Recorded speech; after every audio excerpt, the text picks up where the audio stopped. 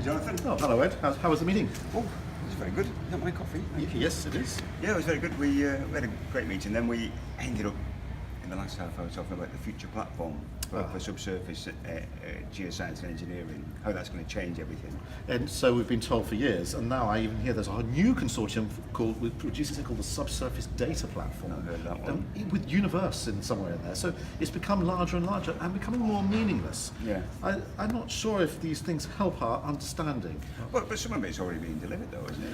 It's true that some of our clients are using seismic workflows to actually put them on the cloud with the cloud storage and collaborate, and they are getting some value there. That is multi-agency, and there's some really good case studies coming out about that. That is true, but there is some part where we have to have some legitimacy to these funny phrases, and that legitimacy means that we kind of have to have work on things that are real. So cloud computing's one, and cloud storage, that's for sure.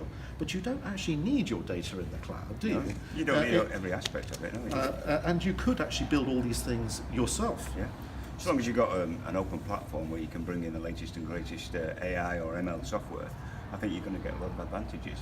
But then, potentially, it's building, every component builds on every other component, and that's when you get the real benefits. So. It is, but the problem is people will still try and buy their own IT infrastructure. Yeah. And I was in Norway last week, and they actually walked into a room and found a whole bunch of racked servers they didn't know. They had been switched off, but they didn't know they existed. My point is, you don't want the tail wagging the dog here. No. Why are people still working in this 2010 era of buying the infrastructure? It's a tricky one. I mean, if your infrastructure is old and creaky and your desktops are maxed out, then it's worth investing. But you would invest in a different way, and you reduce the capex and increase the opex spend. More and more companies want to have their spend associated with the project they're doing in the business. Exactly. And you could see the same about software. Software as a service now. That's right. is becoming more and more popular. It works really well for small companies as well.